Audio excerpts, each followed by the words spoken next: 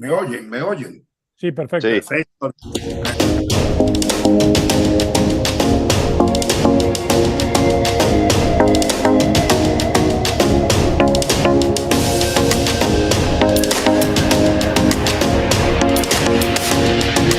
oyen? ¿Me oyen?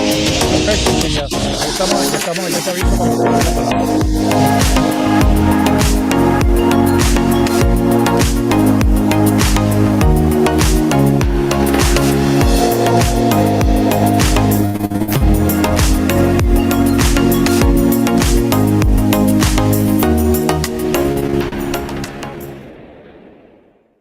Bienvenidos, apreciados amigos de Analítica TV, al primero de una serie de foros de analítica en los que tendremos el honor de escuchar a destacadas figuras políticas hablar sobre cómo alcanzar la democracia en Venezuela. Como bien sabemos, Venezuela ha pasado por una situación política y social compleja en los últimos años. En este contexto es importante escuchar a diferentes voces y perspectivas para encontrar soluciones que permitan avanzar hacia una democracia plena y sostenible. Por eso, a lo largo de esta semana, nos reuniremos con diferentes actores políticos quienes compartirán con nosotros sus visiones sobre el camino a seguir. En este primer foro tendremos la oportunidad de conocer las ideas de Andrés Velázquez, Humberto Calderón Berti y César Pérez Viva, discutiendo con cada uno de ellos sobre cómo lograr la democracia en Venezuela. El camino hacia la democracia implica promover el respeto a los derechos humanos, la participación ciudadana, la separación de poderes y las celebraciones de elecciones libres y justas, prerrogativas que han sido desdeñadas por el régimen que de hace más de 22 años mantiene secuestrado el poder en nuestro país. Vamos a empezar el foro con Humberto Calderón Berti, que ustedes conocen bien. Es un experto petrolero, ha sido ministro de Minas, ha sido diplomático en diferentes puestos, fue también canciller y embajador de Venezuela ante la ONU y fue embajador de Venezuela en Colombia durante el interinato. Las posibles preguntas que pueden guiar este conversatorio son: ¿cuáles son los retos actuales para alcanzar la democracia en Venezuela? ¿Qué papel juega la comunidad internacional en el camino hacia la democracia en Venezuela? ¿Cuáles son las principales barreras para la transición democrática en Venezuela? ¿Y qué medidas pueden tomar para fortalecer las instituciones y restablecer la democracia en Venezuela? Tiene la palabra, Humberto.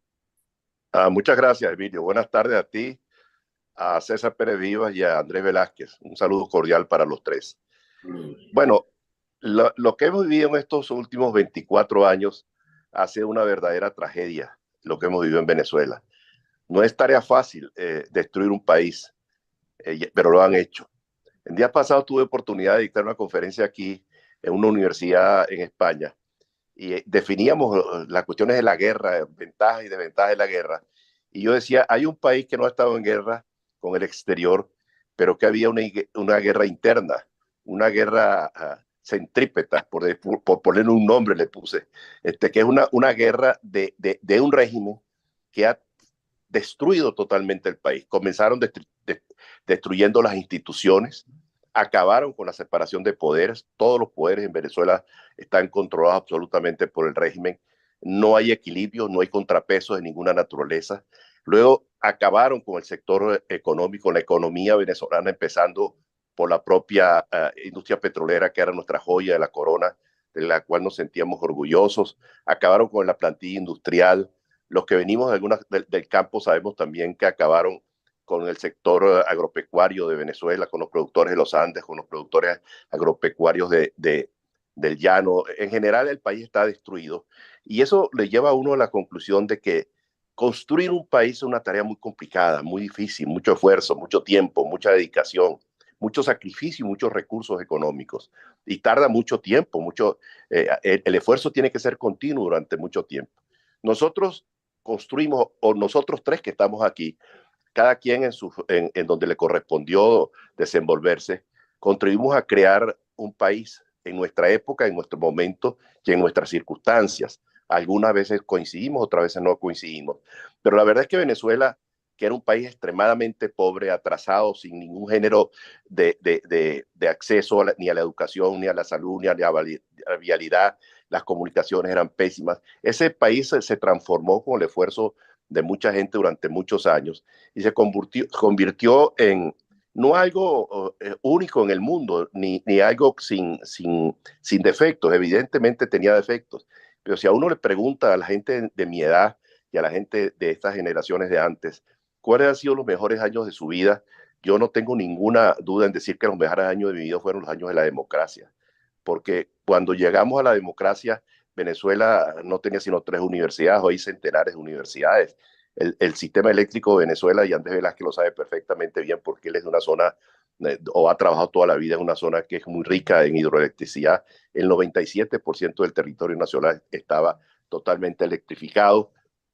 Y el país iba andando con desajustes, evidentemente, con injusticia. Cometimos muchos errores. No trabajamos con el suficiente esfuerzo para que hubiese una inclusión adecuada, y la inclusión es fundamental para tener un tejido social estable y que le permita al país un progreso colectivo y un progreso de ciertos sectores de la vida nacional. Fueron muchos los que pudimos progresar, pero no fue suficiente. Ahora estamos por salir de esta tragedia. ¿Qué es lo primero que se requiere? Lo primero que se requiere, y tú lo has señalado anteriormente, es que haya una unidad real entre nosotros. Unidad real, no una unidad para una fotografía, sino una unidad en torno a un proyecto de país, un país distinto, un país tolerante, un país que permita que las instituciones funcionen con separación de poderes, un país con inclusión social que es fundamental y es determinante, un país donde existan reglas del juego claras, que se estimule el sector privado para que ese sector privado, mediante la seguridad jurídica, pueda la gente invertir en las distintas facetas de la actividad económica de Venezuela, que dé oportunidades de trabajo para la gente y que el Estado se dedique a hacer lo que tiene que hacer, lo que ha debido hacer siempre y lo que nunca debió abandonar, que es velar por la educación de la gente, que nadie deje de estudiar por ser pobre, velar por la salud de la gente, velar porque haya una infraestructura nacional que funcione, el agua, la electricidad, etcétera. Y finalmente que haya también una institucionalidad que funcione a plenitud y que haya unas fuerzas armadas, y eso es importante, creo que decirlo, que cumpla con sus deberes, no invitándolos a un atajo, sino fundamentalmente que cumplan con los deberes constitucionales, que es respetar y hacer respetar la Constitución Nacional. Eso no va a ser tarea muy fácil. ¿Por qué? Porque estamos peleando con un gobierno democrático, estamos peleando con una dictadura que ha sido capaz de utilizar todo lo que está en sus manos para coartarle a los venezolanos la posibilidad de que haya un cambio político. Pero yo creo que si nosotros nos empeñamos en primer lugar por trabajar unidos, en segundo lugar, acuerparnos en torno a la candidatura electa en las primarias de María Corina Machado, en tercer lugar, que haya un programa de gobierno que pueda concitar el entusiasmo del país y el compromiso de los que tengan la responsabilidad de conducción del país también de los opositores, parte de los que somos en estos momentos de la oposición venezolana, el compromiso de que todos empujemos en el mismo sentido y sobre todo que nos demos cuenta que para que el país vaya adelante, no puede ser un país solamente manejado por un sector de la sociedad venezolana. Tiene que ser un país donde se le dé oportunidad a la gente, un país donde funcione la tolerancia a plenitud, un país incluyente, donde la gente no vaya presa por pensar diferente, donde la gente no se le excluya por pensar diferente, que exista la posibilidad de darle espacio a todo el mundo. Y yo me atrevería a decir que ese espacio tiene que dársele inclusive a aquellos que creyeron en la idea de la revolución bolivariana. ¿Por qué no? Si no han cometido delitos, si no han violado los derechos humanos, si no han abusado de la cosa pública, no se han enriquecido groseramente, ¿por qué no darle un espacio para que participen en el juego político democráticamente? A ellos y sus familiares hay que darles un espacio.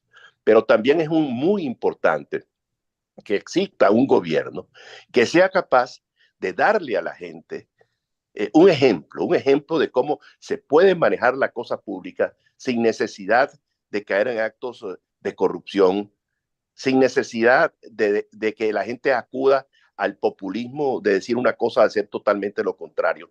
Con un gobierno que sea de todos y para todos, yo creo que eso es una gran cosa. Ahora, para llegar ahí hay un trecho. Y ese trecho es que tenemos que trabajar juntos. No es fácil. Hay que lograr la habilitación de todos los candidatos que están inhabilitados en primer lugar. Hay que hacer un gran esfuerzo para que se reconstituya la armonía nacional. Y por eso es fundamental que los presos políticos, civiles y militares estén en la calle, que haya un proceso electoral que sea transparente realmente, que no sea un proceso electoral truculento. El registro electoral está absolutamente contaminado. Los venezolanos que están en el exterior no tienen derecho a votar ni pueden votar porque el registro está sumamente atrasado. Hay apenas 120,000 venezolanos, 140,000 de los 3,5 millones, 4 millones que podrían tener derecho a voto, que están inscritos en el registro electoral y no serán adecuados a las nuevas direcciones que tienen. Habrá que trabajar para que haya realmente un proceso electoral prístino, transparente, que realmente se pueda lograr un cambio pacífico en Venezuela y un cambio que nos lleve a que el país progrese. Con una política, y con esto termino, con unas políticas públicas modernas, que nos quitemos de la cabeza el estatismo clientelar que tanto daño nos ha hecho. El dinero que hemos usado, o que se ha usado, que se usó muchos años para la constitución de empresas del Estado, yo creo que esas empresas tienen que ser constituidas y puestas a funcionar por el sector privado. De manera tal que el sector privado haga las cosas que le corresponde hacer, pague sus impuestos como tiene que ser, y el gobierno se dedique a las cosas que son esenciales para el funcionamiento del Estado: la educación, la salud, la infraestructura y la defensa del territorio y de la soberanía nacional. Son tareas fundamentales que hay que cumplir y esto se puede lograr con el concurso de todos. Ahora, tenemos que trabajar mucho, porque si no trabajamos mucho con ahínco, con dedicación, con esfuerzo y con unidad, no va a ser posible que salgamos del gobierno. Necesitamos el apoyo internacional, eso es cierto. Ya tenemos en Venezuela un movimiento político, social muy importante en torno a la candidatura de María Corina Machado. Tenemos apoyo de algunos países en el mundo, pero es necesario que esos países sepan perfectamente bien que lo que le conviene a la comunidad internacional es que en Venezuela hay un cambio político democrático, que se recupere Venezuela económicamente, políticamente, socialmente, que es oportunidades para todos. Yo lo decía el otro día a un grupo de amigos, que al país que más les convenía una recuperación, además de los venezolanos, evidentemente, que más les conviene una recuperación económica es Colombia, que lo tenemos al lado y que tiene oportunidades de hacer cantidad de negocios e intercambio comercial muy importante con Venezuela. Y digo todo esto porque mientras no haya un cambio de gobierno en Venezuela, todas estas cosas no son sino que están ocurriendo, que si levantamiento de sanciones parciales durante 6 meses, durante un año, eso no nos va a producir el arranque que el país requiere. No va a significar el arranque de la reconstrucción nacional hasta tanto no tengamos un nuevo gobierno. Hacia allá debemos encaminar todos nuestros esfuerzos y todas nuestras voluntades. Muchas gracias, Humberto. Por cierto, que quiero hacerte un comentario, que tú hablaste de fotografía. Y en estos días vi una fotografía que me entusiasmó mucho. Fue una fotografía de todos los partidos reunidos con María Corina. Y lo más interesante es que ahí no había primus inter pares. Todos estaban contribuyendo con un equipo de trabajo. Y ese es el mensaje que hay que pasar. Porque unidos venceremos. Si no estamos unidos, seguirá esto. Bueno, ahora le voy a dar la palabra a Andrés Velázquez. Andrés Velázquez es un político y sindicalista venezolano, fue ex gobernador del estado Bolívar y exdiputado a la Asamblea Nacional por el estado Anzoátegui y por el estado Bolívar, y fue candidato a la presidencia y a las elecciones primarias de la oposición. Andrés, te doy la palabra y quiero decirte algo también para sacar un tema que quizás cuando terminemos la primera ronda, tener una que es importante, el cómo hacer esto, ¿no? Hacia dónde vamos. Y hay una cosa que me comentaba alguien, que si completamos, que es de tu estado, las represas que están por construirse y desarrollamos el proyecto gasífero de todo el potencial que tiene Venezuela, tenemos capacidad enorme para generar recursos a través de la exportación de energía. Entonces yo creo que eso podemos quizás dar un puntico, una vez que hayan desarrollado la parte programática, al final nos concentramos sobre el cómo se obtienen los recursos y qué se puede hacer y sobre todo cómo se reconstruyen las instituciones. Tiene la palabra, Andrés. Gracias, Emilio. Bueno, un saludo a Humberto y a César Pérez Viva. al amigo Humberto Calderón Berti y, por supuesto, gracias, Emilio, por la invitación y a todos quienes estén conectados con esta conversación en la tarde de hoy. Bueno, ¿cuál es el camino para lograr la democracia? Ese es el título de este encuentro, de esta conversación. Yo diría que se dice fácil y puede responderse con facilidad. Pero el camino no es fácil. Lograr el objetivo no es fácil.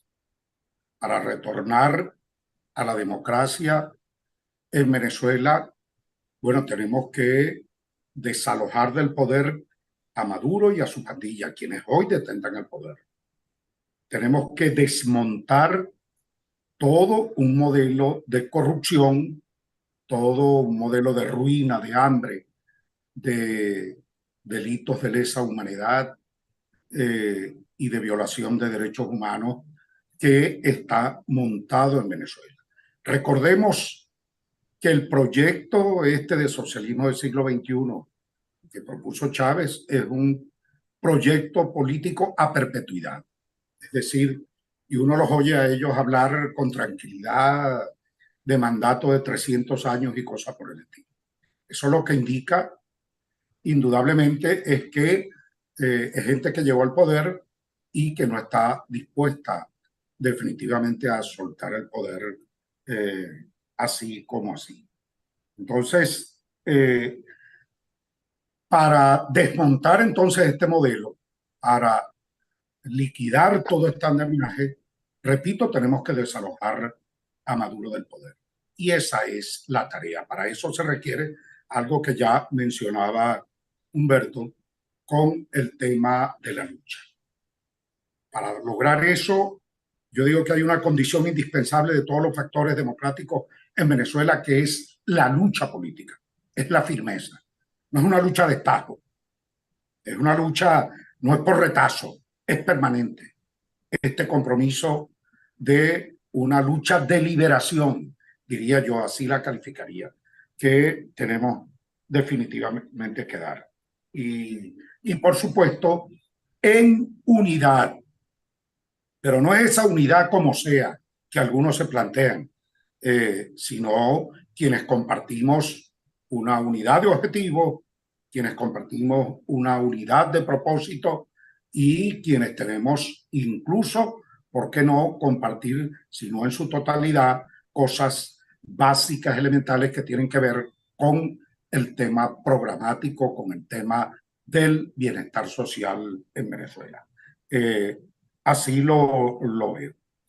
Y gracias a Dios, ese camino ya lo iniciamos con la primaria. Cuando propuse la primaria el año 22, que por cierto fue un 22 de enero desde el Estado Bolívar en un acto público, señalaba que teníamos que organizar la mayoría que somos en Venezuela. Me refiero a la mayoría que quiere el cambio de poder, que el cambio político en Venezuela que va más allá del 80%. Yo señalaba que esa mayoría teníamos que organizarla.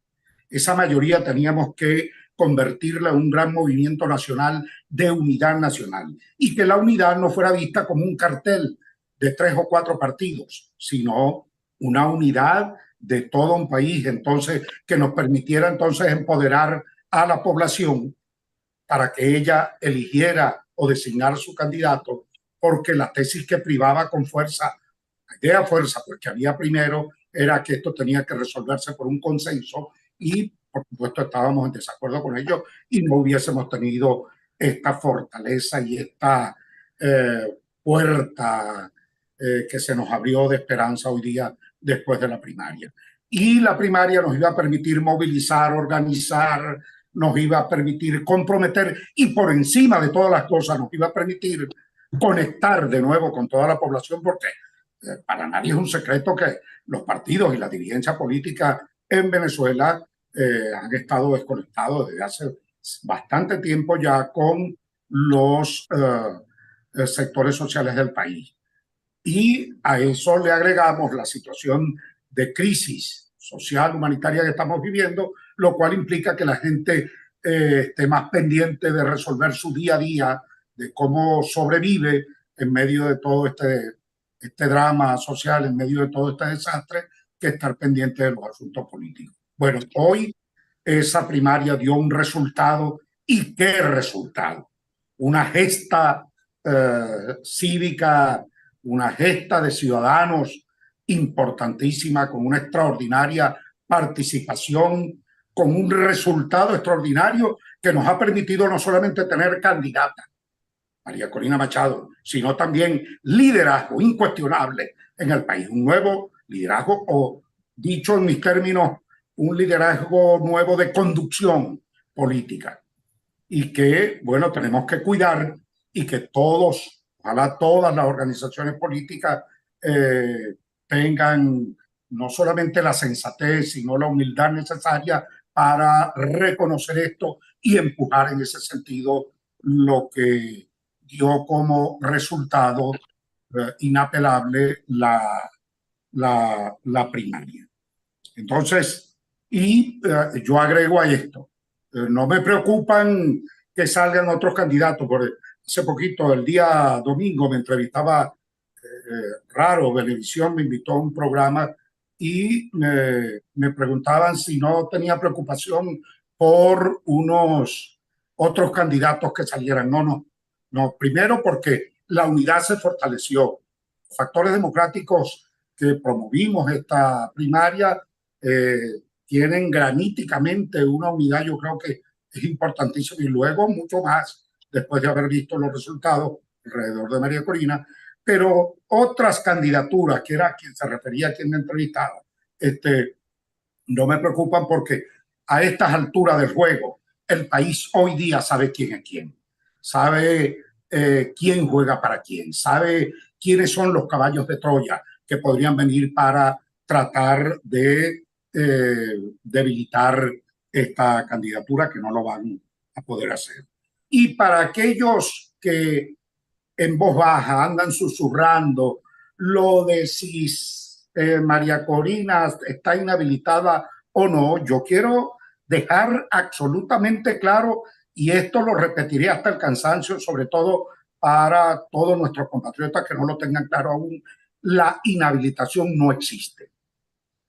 Lo que existe es una medida de persecución política contra María Corina y contra los demás, contra Capriles, Superlano y otros que están bajo esta condición, porque es inconstitucional, ilegal desde todo punto de vista, no está sustentada en lo que establece la Constitución para establecer una inhabilitación de algún activista político, algún ciudadano en sus derechos políticos. Y para nosotros ese supuesto plan B del susurro que se hace hoy día en torno a buscar o tener preparado un sucesor, yo creo que eso no puede estar planteado en un momento como este. Y lo refiero en el medio del interrogante de el camino para restablecer la democracia. Hoy día la unidad nacional es María Corina. La oportunidad que tenemos es con ella, así lo determinó el pueblo. Y para nosotros el único plan que tenemos es inscribir a María Corina Machado en el próximo proceso electoral, y no hay otro camino que no sea ese. Y para ello, por supuesto, así como la lucha permanente, firme para lograrlo, bueno, pasos desde el punto de vista táctico que tenemos que dar, que son necesarios, relacionados, por ejemplo, con el tema de la organización del padrón electoral y la defensa del voto, que implica no tener 10 o 15,000 personas ahora como para la primaria. Tenemos que tener, yo diría que 300,000 personas en Venezuela organizadas, y tenemos que hacer ese compromiso para todo lo que tiene que ver con padrón electoral, vigilancia, cuidado y defensa del voto. Y por supuesto un pueblo determinado a la posibilidad de ese cambio. Bueno, tal como lo determinó, por ejemplo, el pueblo argentino, que se decidió, más allá de los riesgos que signifique Milei o las excentricidades o su populismo. Bueno, la gente de alguna manera tomó una decisión de cambio político. Y yo creo que en Venezuela esa determinación está definitivamente establecida o tomada por los ciudadanos. Entonces, ese volver al restablecimiento de la democracia, por supuesto, entonces requiere de estos pasos relacionados que he venido comentando y el tema, y que como al final de cuentas no se trata solo de desplazar a quienes hoy están en el poder, sino que esto va más allá del cambio de una cara por otra. Se trata solo de cambiar un rostro por otro, sino, bueno, de la reinstitucionalización del país, tal como lo señalaba Humberto, el tema de los derechos humanos, el respeto a los derechos civiles de los ciudadanos, el tema de la justicia para quien haya cometido delitos de lesa humanidad, para los torturadores, para los asesinos de nuestros jóvenes que tienen que pagar esos delitos. Y por supuesto, para nuestros trabajadores. Yo soy de los que definitivamente creo firmemente y por eso me restearé, y en este esfuerzo que estamos haciendo con María Corina estoy dispuesto a que se le ponga rostro, a ayudar a eso, a promover todo lo que tenga que ver con el tema de los trabajadores, porque entiendo que sin trabajo, sin ese sector laboral, no vamos a recuperar al país y en consecuencia, bueno, que se restablezca con volver a la democracia para nosotros significa la libertad sindical, los contratos colectivos, revisar el salario que no existe hoy día, revisar las condiciones y medio ambiente de trabajo, revisar los empleos, revisar la seguridad social, el tema de los pensionados, que es una vergüenza, recibiendo menos de $4 al mes. Todo una cosa verdaderamente lamentable. Y finalmente yo diría que, bueno, en ese proceso estamos. Yo asumo, así lo asumí, hoy lo quiero ratificar aquí porque es la primera vez que lo digo, la primaria, cuyo espíritu hoy está latente y afincado en todo el territorio nacional, esa determinación de cambio y de restablecer la libertad y la democracia en Venezuela. Esa primaria yo la asumo como una especie de pretransición que se ha iniciado en Venezuela. La pretransición o el camino hacia la transición se inició en este país con la primaria. Y creo que la gran mayoría de los venezolanos compartirán esta opinión conmigo, esta idea que tengo, y en consecuencia, bueno, la invitación como condición sine qua non es mantenernos firmes en esta lucha con la claridad de objetivo de desalojar a Nicolás Maduro del poder. Andrés, como tú acabas de decir, efectivamente las primarias, que muchos no creían que era realizable, es sin lugar a dudas la primera victoria en la larga batalla que nos queda por librar para alcanzar a la democracia en Venezuela. Sin duda alguna, fue una derrota política que le dimos a Nicolás. Y habrá muchas batallas todavía por delante, porque esto es verdaderamente una lucha, como tú dijiste, y esa lucha no se gana sin unidad y sin pelear con un foco y no desviarnos del objetivo, que es lo que tú acabas de señalar. Bueno, ahora le doy la palabra a César Pérez Viva. César Pérez Viva es un abogado, político, profesor universitario, columnista en la prensa, fue diputado al Congreso de la República y a la Asamblea Nacional, fue gobernador del Táchira y también fue candidato a las elecciones primarias de la oposición. Tiene la palabra. Muchas gracias, César. Estimado amigo embajador Emilio Figueredo, buenas tardes. Un grato placer para mí compartir este panel con dos distinguidos amigos venezolanos honorables y valiosos, como es Humberto Calderón Berti y Andrés Velázquez. Efectivamente, cuando nos planteamos cuál es el camino para restaurar la democracia, hemos coincidido los anteriores panelistas y yo obviamente con ellos en que el gran paso para lograr el camino a la democracia pasa por la salida de Nicolás Maduro del poder. Y en esa dirección, lo acaba de decir Andrés, hemos avanzado de manera significativa con el proceso de elecciones primarias, donde defendimos el derecho ciudadano a la participación y a la definición del liderazgo y de la candidatura.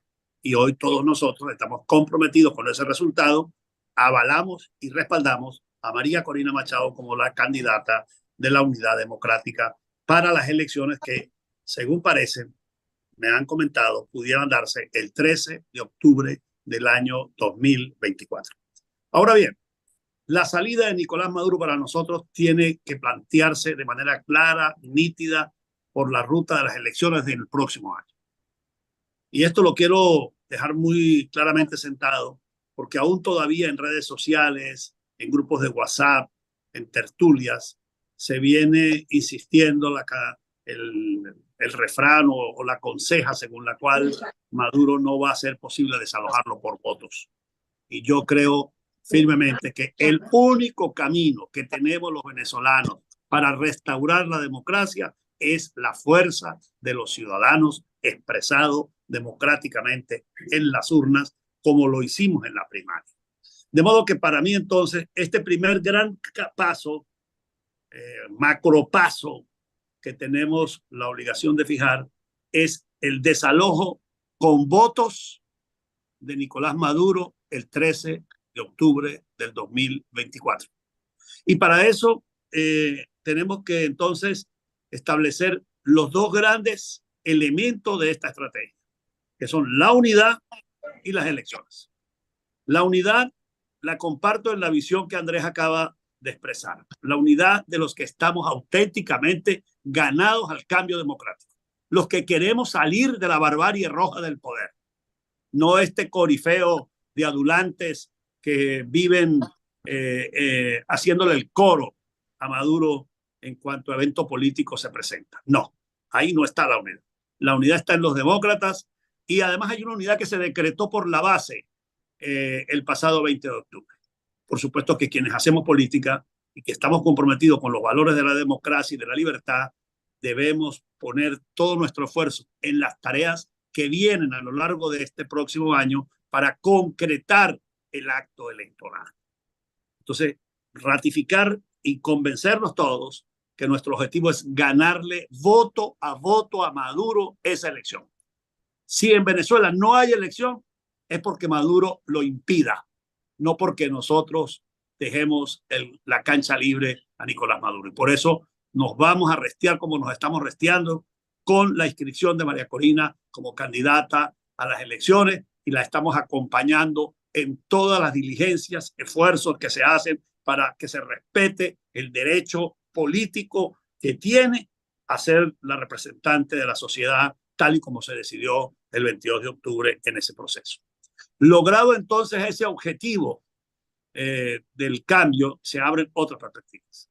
Pero antes de entrar a ellas, quisiera poner énfasis en la necesidad de mantener elevado el espíritu de participación, elevada la moral ciudadana, profundizada la organización social y política para enfrentar el reto de las elecciones del año que viene.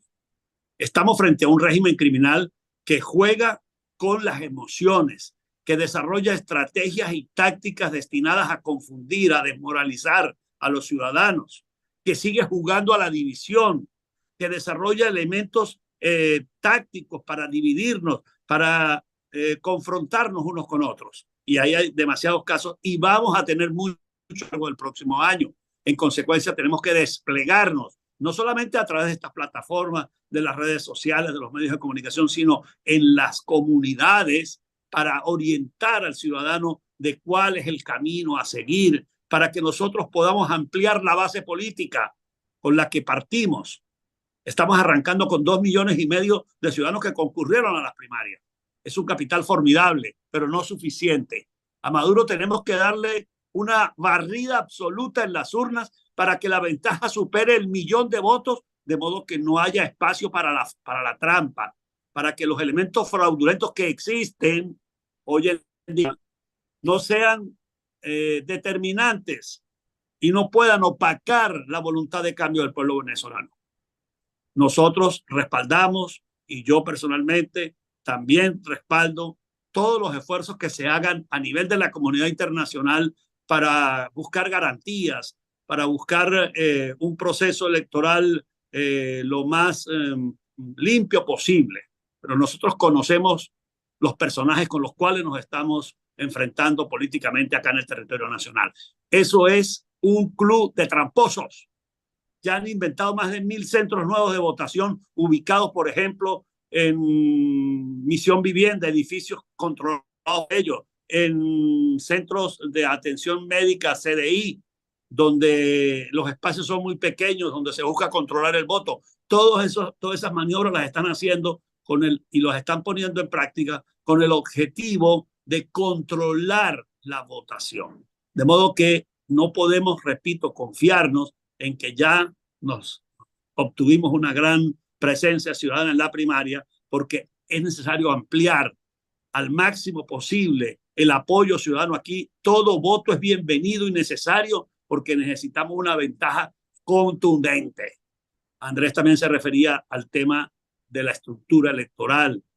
Ahora obtuvimos 5.000 mesas, vamos a tener casi 50.000 mesas el próximo año, son 10 veces más mesas, por lo tanto hay que preparar toda esa estructura humana que debe atender esas mesas. Y usted me dirá, no, gente tenemos, porque tuvimos 2,5 millones. Sí, hay bastante voluntad, pero esas personas deben estar preparadas, orientadas, ubicadas de acuerdo a la proximidad geográfica de su centro de residencia con el centro de votación, deben estar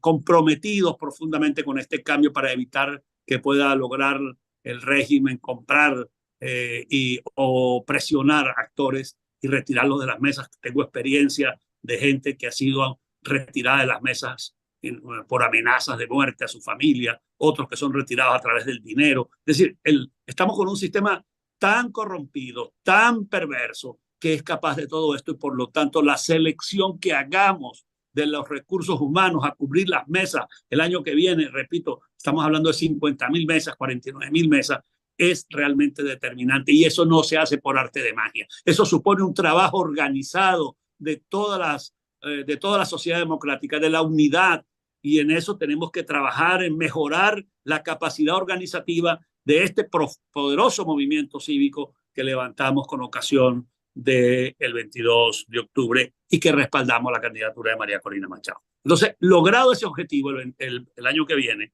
derrotado Maduro, se abren dos grandes líneas para recuperar la democracia. Porque el hecho de que saquemos a Maduro e instalemos a María Corina en Miraflores no significa que ya la democracia está conquistada. No. María Corina va a ser presidenta y se va a instalar el 10 de enero del 2025 en Miraflores, rodeada de un ecosistema totalmente peligroso, totalmente agresivo. Va a tener una Asamblea Nacional conformada por estos personajes de la revolución y dirigida por este señor rey de la manipulación llamado Jorge Rodríguez. Vamos a tener un Tribunal Supremo de Justicia controlado por el PSV. Vamos a tener un fiscal como Tarek William Saab, que no se para a la hora de llevarse por delante a cualquier ser humano con tal y lograr sus objetivos políticos. Vamos a tener de nuevo, porque el año 2025, de acuerdo con la Constitución, deberíamos tener elecciones parlamentarias. Vamos a seguir teniendo ese poder electoral que hoy encabeza Elvis Amoroso. Entonces, ese ecosistema va a cohabitar, va a coexistir, va a estar allí mientras María Corina ejerce el primer año de su gobierno. Por lo tanto, hay que lanzar un plan de transición política, una transición para modificar el Estado, para poder garantizar la reinstitucionalización. Solo en ese momento podremos determinar exactamente de qué manera vamos a tener el nuevo Parlamento, de qué forma vamos a cambiar el sistema de justicia para tener un nuevo fiscal, para tener un nuevo Tribunal Supremo, de qué manera vamos a tener un nuevo Consejo Nacional Electoral, porque no hacemos nada con que María Corina sea presidenta y sigan estas instituciones allí, porque pudiera terminar siendo ella víctima de esa estructura tan perversa que han instalado estos caballeros de la revolución durante los últimos 25 años. tenemos que tener una nueva administración pública también. O sea, el cambio, la dimensión de la tarea política, administrativa, institucional que le toca a María Corina el año 2025 es monumental para poder establecer la democracia. Y por supuesto, va a requerir del respaldo muy leal de quienes estamos jugando a este cambio y a esta conquista de la democracia. Ese es el gran tema. A esto hay que ponerle una reforma política para la gobernabilidad. Venezuela está deshecha en términos de estructuras sociales y políticas. Y no es posible gobernar una sociedad desde la simple ciudadanía. La ciudadanía es fundamental, es clave, pero necesitamos organizaciones sociales, sindicatos, gremios, partidos políticos, hoy confiscados, hoy intervenidos judicialmente. Hay que tener previsto, pensado una reforma política y hay que tener previsto estos poderes que debemos reformar para garantizar la democracia. Y en paralelo a esa tarea política viene la tarea económica y social, porque no es posible hacer una sin la otra. La una complementa a la otra. El cambio del modelo económico, de la economía socialista, de la economía comunista que ha instaurado y mafiosa que ha instaurado la revolución, tiene que darle paso a una economía de mercado con compromiso social y ambiental y a un plan de emergencia humanitaria que atienda la miseria, la pobreza, el hambre que hay en Venezuela. Y ahí comparto algunas ideas que dio Andrés respecto al tema, por ejemplo, de los trabajadores, de los salarios, de las pensiones, que tienen que ser revisadas y para eso se necesita un trabajo de organización de la administración, de organización de la economía. Resumo esta presentación nuevamente en 3 o 4 elementos centrales. Primero, salir de Maduro. Para salir de Maduro, unidad y elecciones.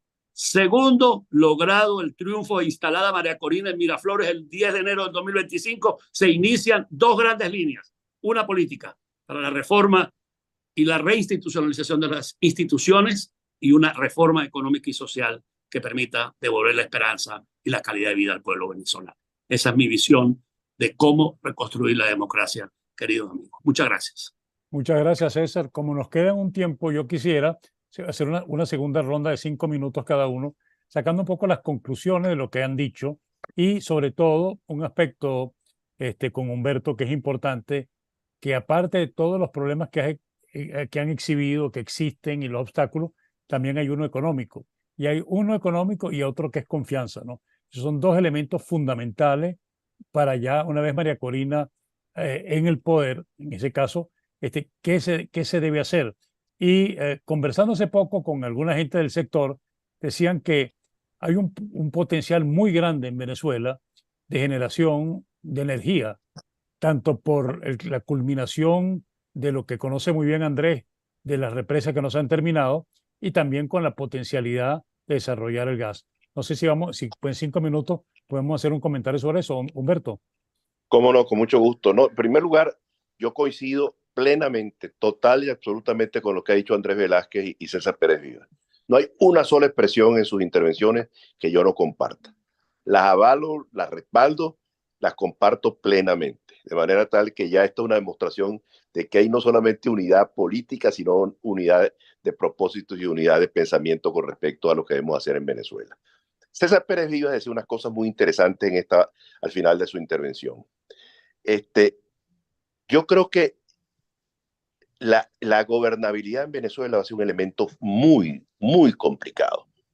Eso que él señalaba, la asamblea en manos de esta gente, el poder judicial, la fiscalía, todo eso hay que verlo con mucho detenimiento y cómo lo vamos a poder adelantar. Porque el país hay que reinstitucionalizarlo. Yo no quiero avanzar muchas ideas sobre esto porque a lo mejor creamos un debate innecesario en estos tiempos.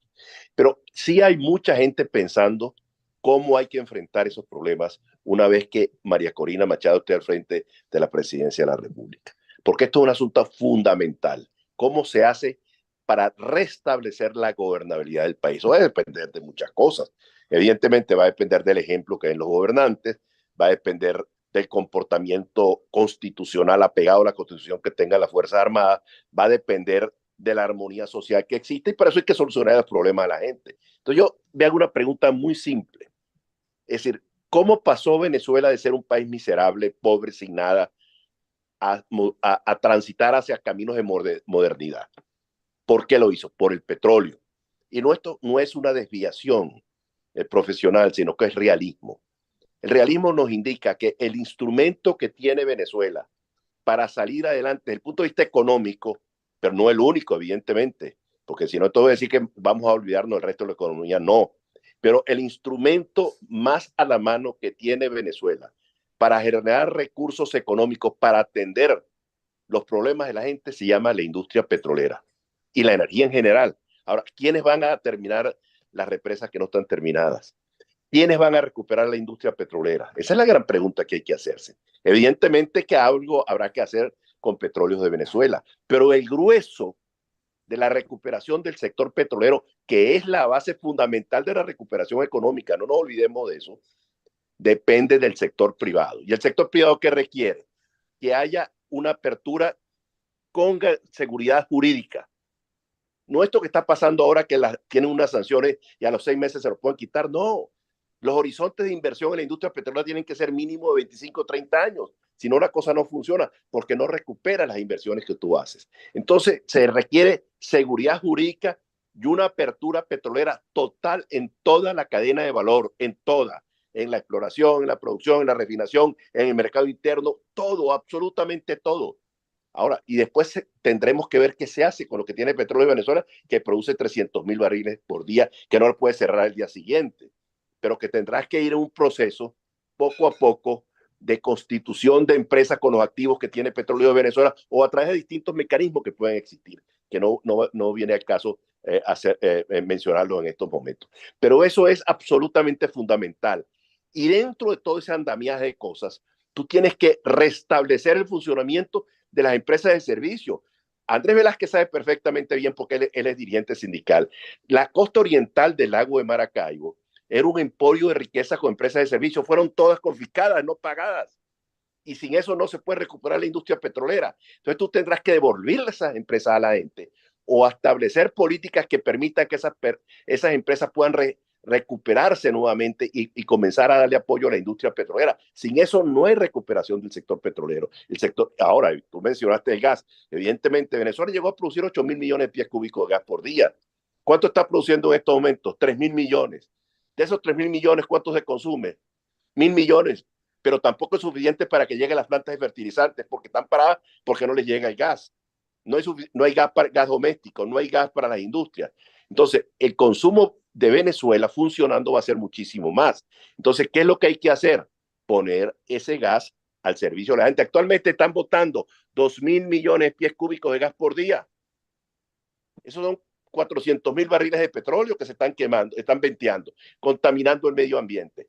Pero hay que hacerlo. ¿Quién lo tiene que hacer? El sector privado. Y tenemos un gran reto. ¿Qué vamos a hacer con las empresas de Guayana? Venezuela tiene plata para meterla ahí.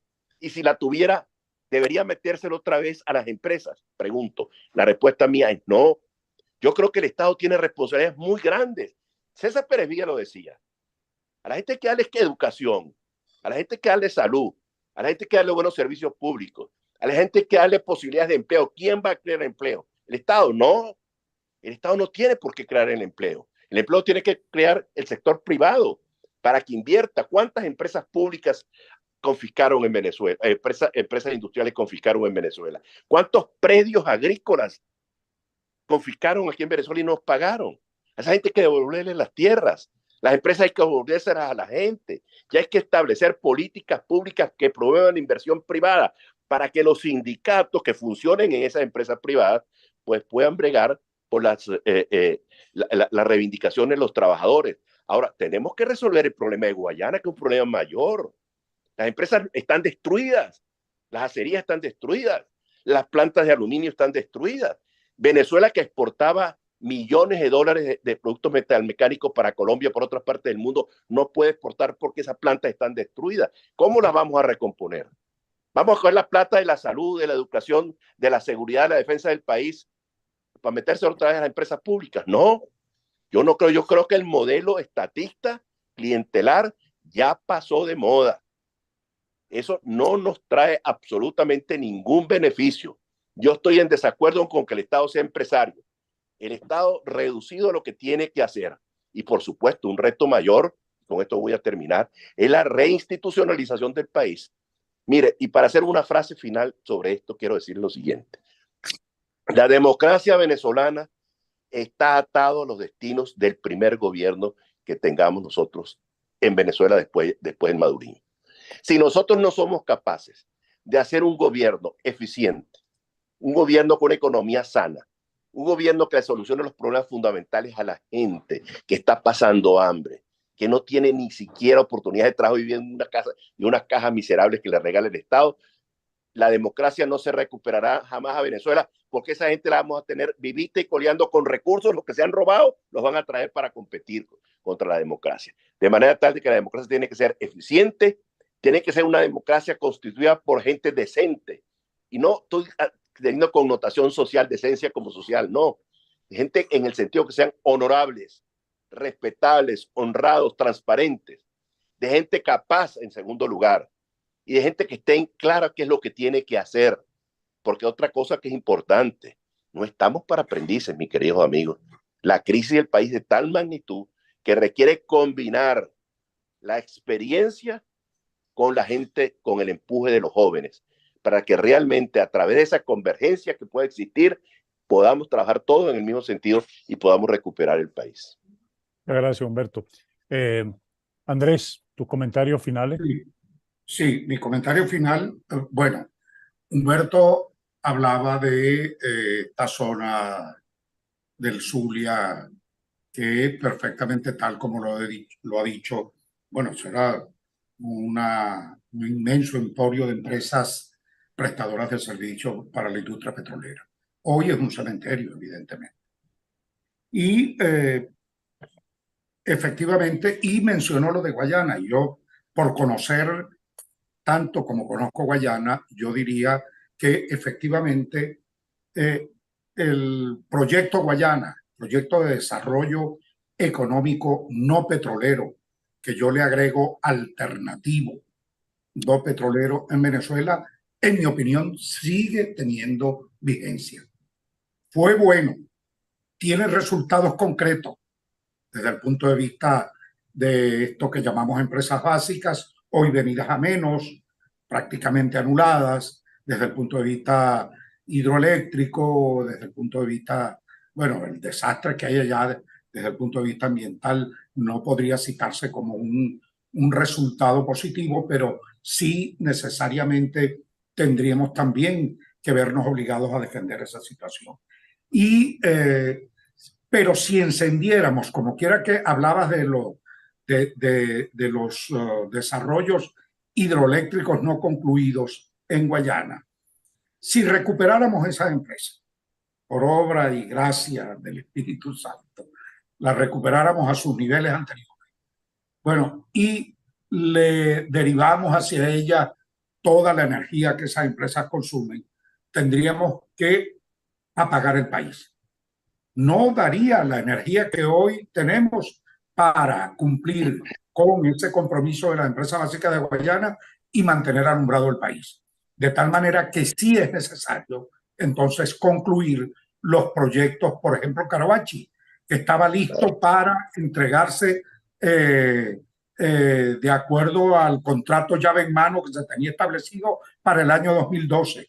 Fíjate tú por dónde vamos, y esa obra está paralizada y el dinero que supuestamente se invirtió allí desapareció, no dio para concluir la obra, y hoy, bueno, se habla hasta de problemas de ingeniería en la construcción de esa represa.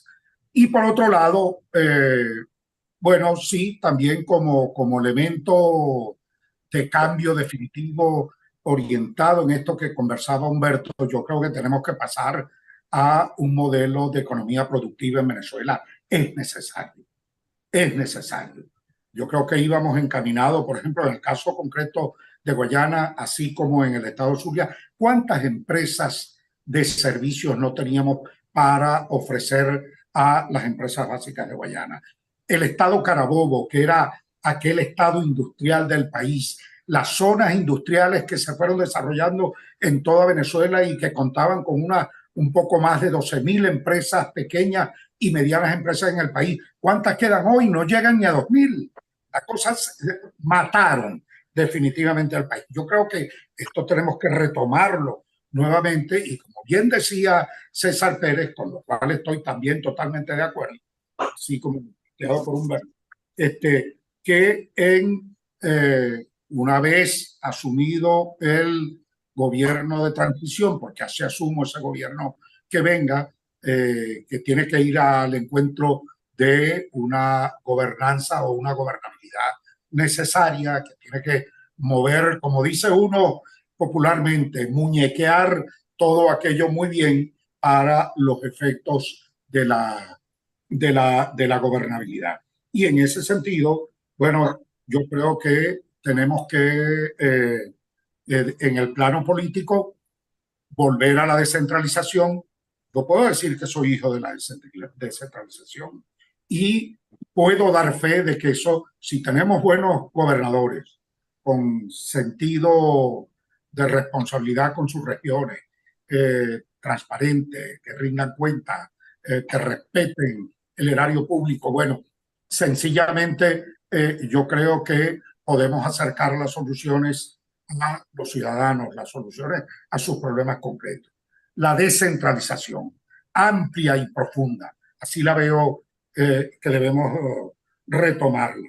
El tema de los presos políticos, que no. En una sociedad democrática, si vamos a hablar de ese retorno a la democracia, en una sociedad democrática no puede haber presos políticos, ni militares, ni civiles, tal como lo comentaba Humberto. Y el tema de esa reelección indefinida que tiene definitivamente que pararse en Venezuela. Eso tiene que ser eliminado totalmente de nuestra Constitución. Y creo que allí los tres, quienes aquí compartimos o los cuatro, quienes estamos compartiendo esta conversación, con quienes estén conectados, creo sin lugar a equívocos que estamos de acuerdo en esta situación de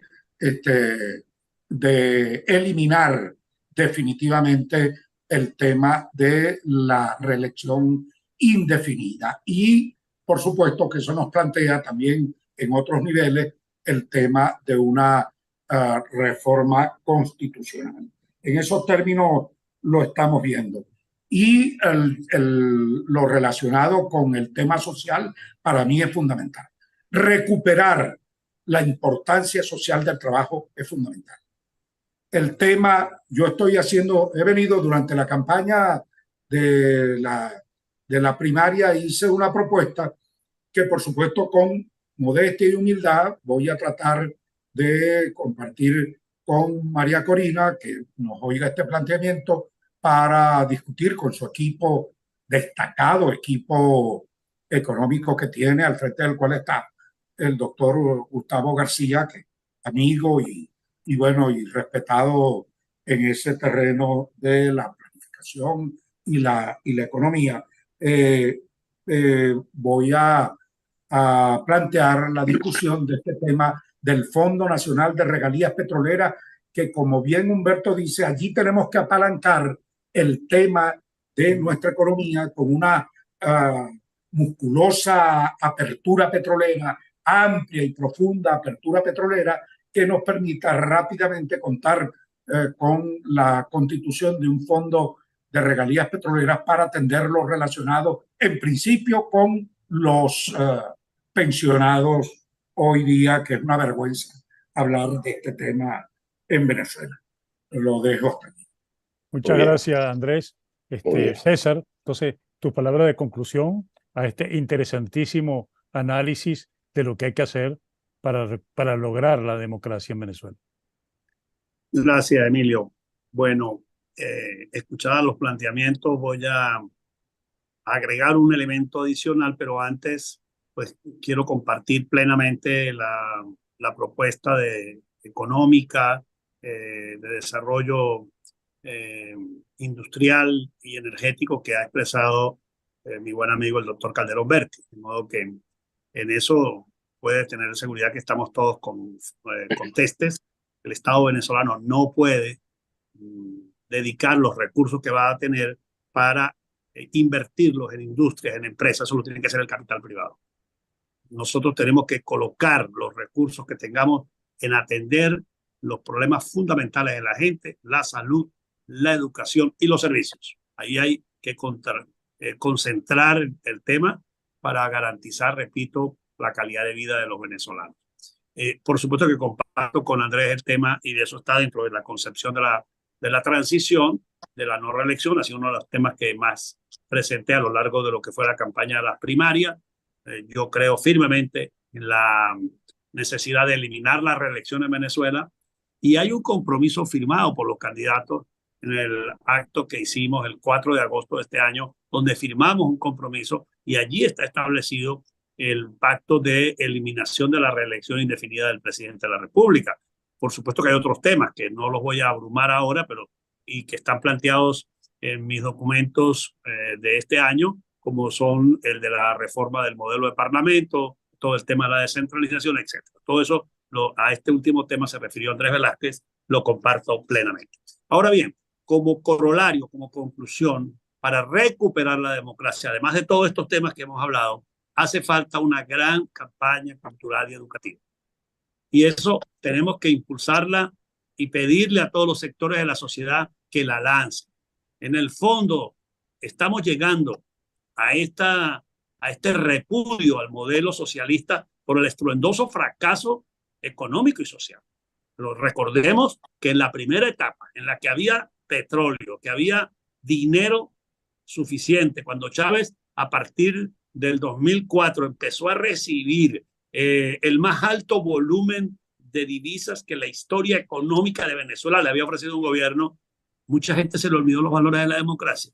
Cuando aquí hablábamos de la forma como estaban coaptando los poderes públicos, cuando yo me metí en una pelea en la Asamblea por la ley del Tribunal Supremo, que me rompió una diputada la cara, porque nos atravesamos varios diputados y me tocó a mí ese día quedar la cara en la Asamblea por esa ley. Cuando nos opusimos a la reforma de la ley del Banco Central en el 2002, cuando nos opusimos a la reforma de la ley de la Fuerza Armada, se estaba consagrando en Venezuela una dictadura. Y aquí los medios de comunicación, los dueños digamos, de los grandes capitales, los factores de poder, callaron frente a esa situación. ¿Por qué? No les importaba los principios fundamentales de la democracia. Todos querían estar en la buena para ver qué tajada le sacaban a esa bonanza petrolera. Entonces aquí tenemos que ir de nuevo, y aquí está mi planteamiento de cierre, repito, a una campaña cultural educativa. Primero, para documentar los desastres de la dictadura. Todo lo que ha sido el tema de derechos humanos y el tema de saqueo de la República tiene que, ojalá haya gente, yo sé que ya hay varias expresiones. Hay una película llamada Simón, hay otra película llamada De las Brisas que muestra el tema de los jóvenes de los sistemas de orquesta. O sea, tenemos que documentar, como hicieron los europeos después de la Segunda Guerra Mundial, toda la tragedia venezolana. Segundo lugar, tenemos que lanzar una mayor conciencia de lo que es una democracia como forma de vida y forma de gobierno, porque a veces le exigimos a Maduro democracia y nosotros en los partidos políticos entonces no hay democracia. Hay un dueño que tiene 30 años en el partido y no deja que más nadie participe. Entonces la democracia se vuelve una palabra vacía, hueca, porque no hay una cultura realmente democrática en la sociedad. Sindicatos que tienen 20, 30 años, los mismos señores dirigiendo el sindicato, no hay alternabilidad.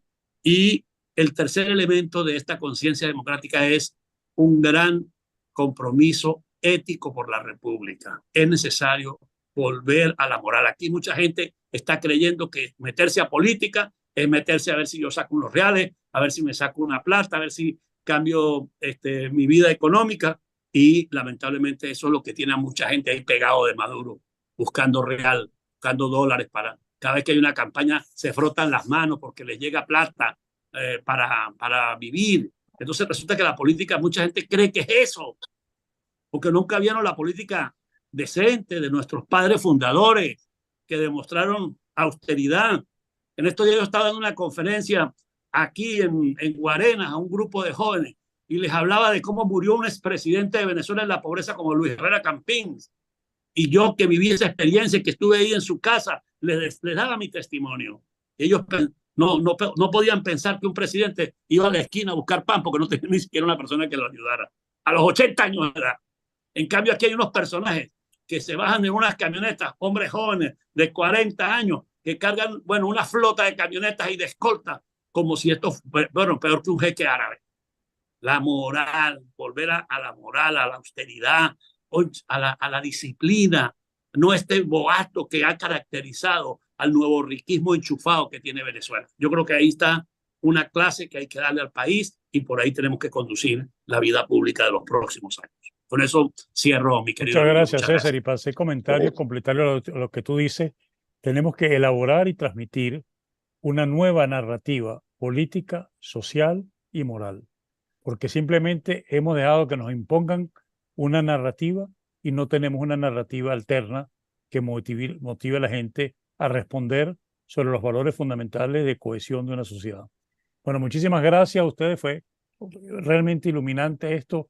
Como le dije, este es el primero de varios que voy a intentar buscar las opiniones y análisis de personalidades del país en el mismo sentido que tuve hoy con ustedes. El próximo foro, que es nuestro, este miércoles 22 a las 5 p.m., estaremos con Julio Borges, Paula Bautista Alemán y Juan Miguel Mateus, quienes nos estarán presentando su libro Las transiciones de la democracia entre libertad y el autoritarismo. Este es un libro que presentaron hace un mes en Estados Unidos, muy interesante, y bueno, creo que todos tienen que verlo porque es un análisis muy a fondo donde hay muchos autores que han escrito sobre cómo se procede a través de los países y el tiempo a las transiciones hacia la democracia. Están todos bienvenidos, será el próximo miércoles a las 5 de la tarde. Bueno, hasta luego y muchas gracias por habernos acompañado. Saludos. Adiós. Saludos. Adiós, adiós. Gracias. Gracias, Andrés. Gracias, César. Gracias.